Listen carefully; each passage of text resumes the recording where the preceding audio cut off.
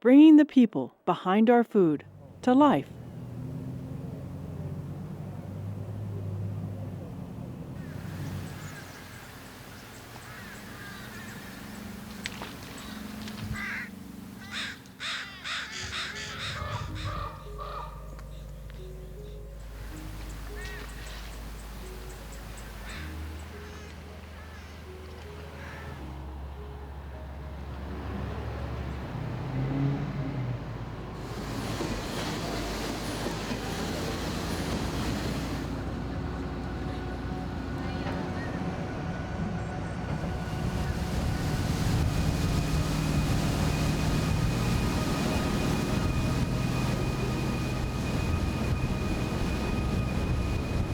This is where we're at.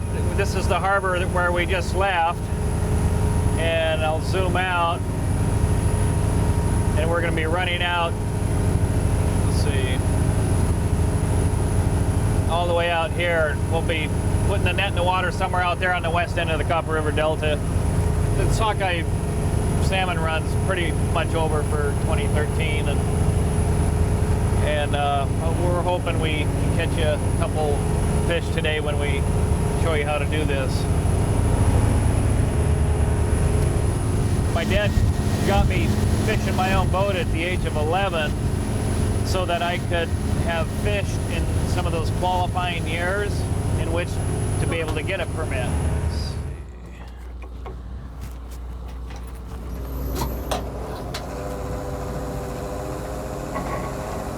We call this the bow roller up here, or the power roller.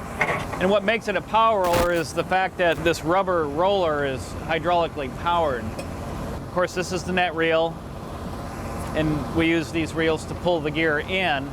And how we're using these two pieces of equipment now in conjunction with each other is I turn that one on to help pull the net off the reel.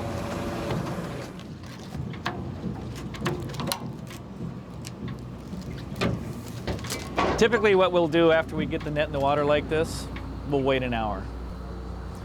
A lot of times we'll sit here and watch the net. You'll look at the cork line in the water here, and you'll look for the corks to start bobbing, or maybe a fish will, be caught up high in the net and he'll actually come out of the water and splash. Those are indications that you're catching. Fishermen deliver the fish to the tenders out on the fishing grounds. The tenders bring it into the plant. We have these pumps down here. This pump will go down inside the fish hold of the tender, and it pumps the fish up. It comes up underneath the dock.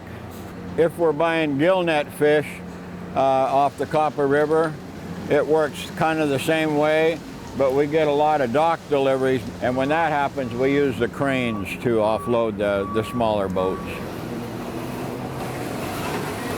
It's what we call the roundabout table, and fish comes in from out on the belts we saw outside there. It comes and it goes around and around the belt, and they take fish off for the 3 heading machines. As it's going around, they're picking fish off of it. When the belt starts to get empty, then they load it again.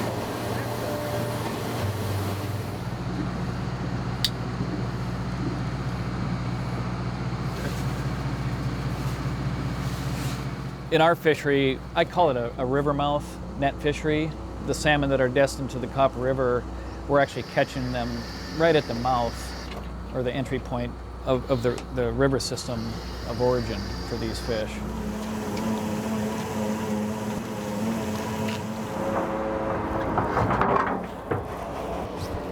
This is a pink salmon, and the way we bleed them, we reach in the gill plates and we just rip and tear the gills. We like to get them in the water immediately thereafter. The reason we call it live immersion bleeding is because the salmon is still alive, but he's just had his, likening to us, he just had his throat cut. Right. So we put them back in their natural environment while they're still alive, because that heart is the blood pump. And we want their heart to evacuate as much of the blood as we can, and this bleeding method here gives us the best bleed out.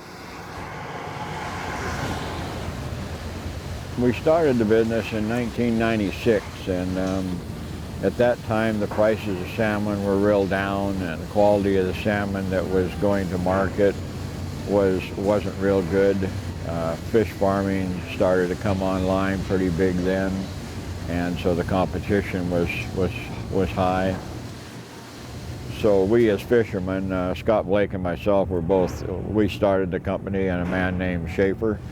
It's a lot of work when you're trying to fish and market your own product, and getting it out the airport, trying to get your boat ready to go, and then making sure it gets down there, and then getting your order for the next period.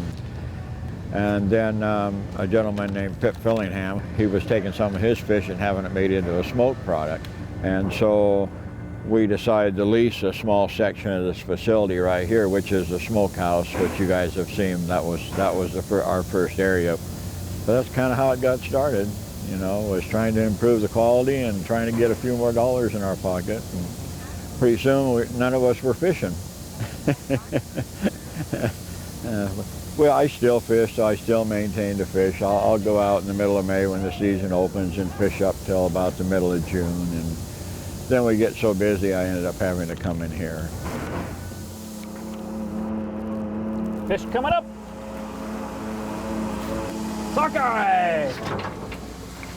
We are allowed to use 150 fathoms of net, which is a fathom is equal to 6 feet. So our nets our legal length that we can fish is 900 feet. And we're also regulated by the depth of the net that we can use. And for that depth can moderate between the species that we're targeting. That looks like about a 7.5, 8 pounder. We wish they were all that size. Actually, I sold my shares out, so this would be the last year of working. Yeah, I'm ready to get my life back, and I haven't had a life to speak of really for the last since 1996. You know, just go, go, go, and I'm ready. I'm going to go back fishing full time and grab the grandkids up and take them with me and get the iPhones out of their hands and a fish in the hands.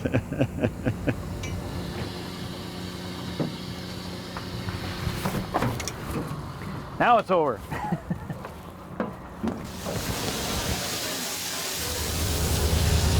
As young kids, we went out in the summer months and fished with the family all summer. And that's just kind of how it was in this community. Very much like, you know, in Midwestern states where you have the farmers and the families and the whole family participated on the farm. And same thing up here with fishing. A lot of people just grew up doing this.